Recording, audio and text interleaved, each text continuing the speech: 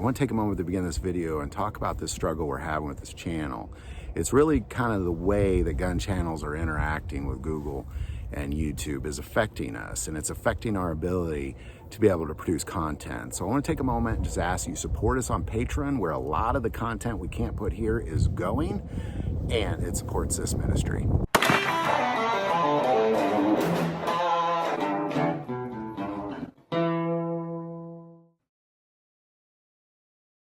Welcome to a series called He Trains My Hands for War, where we're going through the book of Joshua, verse by verse, to see what it's like to be a part of the army of the living God, and not just be in it, but be following at his orders every step of the way, to have victory after victory after victory. Even when modern warfare might say, well, this is not a good idea, but God says, no, you go do that thing, and you do it. And you, just like David up against Goliath, everybody said, you can't be done. The world, the physics of the world showed that didn't make any sense. But he confidently walked up because he knew that he was in the army of the living God, and he knew he'd be victorious. And his words were, who does this Philistine think he is to defy the armies of the living God? But not just one guy, but an entire nation. And in the time of tribulation, that will take place in the warring of the saints. So we need to understand, well, what does this look like? And where we've reached is we've reached that place where the Israelites are crossing the Jordan, and this miraculous stoppage of the Jordan River as it overflowed so they can cross on dry ground. And we're just going to pick it up there. Joshua 4, starting verse 1. And it came to pass, when all the people had completely crossed over the Jordan, that the Lord spoke to Joshua, saying, take for yourselves 12 men from the people, 1 man from every tribe, and command them, saying, take for yourselves 12 stones from here, out of the midst of the Jordan, from the place where the priests stood firm. You shall carry them over with you, and leave them in the lodging place where you lodge tonight. And Joshua called the 12 men, whom he had appointed from the children of Israel, 1 man from every tribe. And Joshua said to them, cross over before the ark of the Lord your God into the midst of the Jordan, and each one of you take up a stone on his shoulder, according to the number of the tribes of the children of Israel. This may be a sign among you when your children ask in times to come, saying, what do these stones mean to you? Then you shall answer them, that the waters of the Jordan were cut off before the ark of the covenant of the Lord. When it crossed over the Jordan, the waters of the Jordan were cut off, and these stones shall be for a memorial to the children of Israel forever. Now, God didn't tell Joshua to do this because he wanted some sort of altar built for him, because that's a different thing. This is very significant because this is a memorial. This is something that says, forever remember this, because your ancestors, when I parted the Red Sea, they forgot who I was the second they got to the other side. This is a reminder because you're a different people. You're a stronger people. You're people that are about your Father's business. But your ancestors need to remember this. This needs to be something that you never forget, that your children and their children and the children of Israel will remember what took place here forever, is what the point of this is. Cross over before the ark of the Lord your God into the midst of the Jordan, and each one of you take up a stone on his shoulder according to the number of the tribes of the children of Israel, that this may be a sign among you when your children ask in time to come, saying, what do these stones mean to you?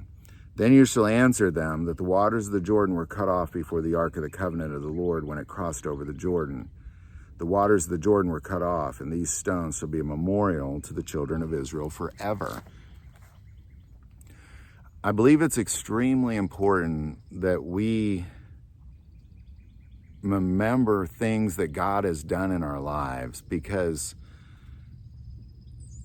if you're like me and you notice the attributes of God and you notice the things of God and you see his invisible attributes everywhere, and then miracles happen in your life, and I've had times where I've had miracles happen in my life, and I go and I tell somebody, I'm like, there was this awesome miracle that happened in my life. And they're like, oh, that's kind of cool. And I know you've had that too. Like, you know what I'm talking about. Like, people just kind of dismiss these major miracles in your life. But these stones shall be a memorial forever. It's important that we not forget the things that God has done, regardless of who dismisses them or how little they may be, that we remember them. And I don't necessarily know what the answer to that is, whether you build memorials around your life, whether it be in the form of tattoos, whether it be in the form of maybe things you hang on your wall, maybe things you write on your doorposts, whatever they may be. That there's these things in life that we remember what it is God does for us, because it's not that he wants us to remember so he can brag about them later. He wants us to remember so the next time we're faced with trouble that we remember, well, wait a second. We're children of the living God. He has this. He did it before, and he'll do it again. And then after that, he'll do it again. And then he'll do it again. However many times God needs to intervene and step into your life and perform miracles in your life, he'll do it again and again and again. And we have to remember these things.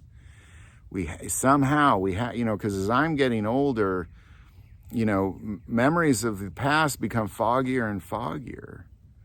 And we have to be able to remind ourselves. So then when we're faced with another giant, we're like, well, wait a second, I did whoop the last giant. I can whoop this giant too.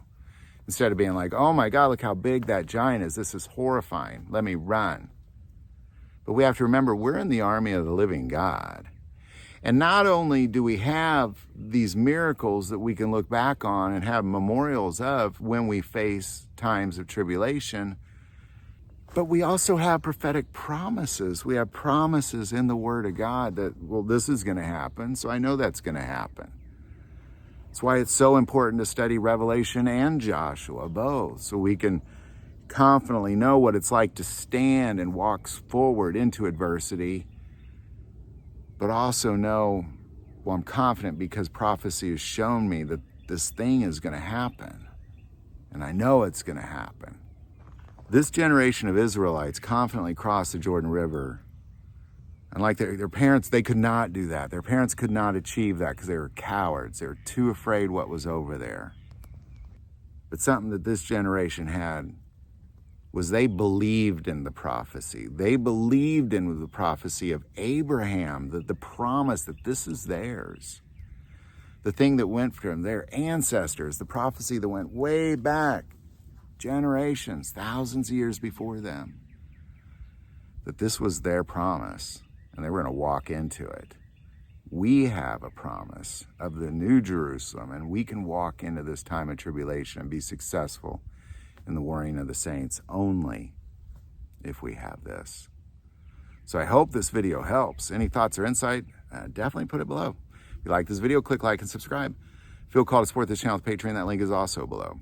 But the most important part of this channel is we take prayer requests, so please don't ever hesitate to send that in. Thank you for watching this episode of God, Family, and Guns. And as always, love God, love your family, and love guns.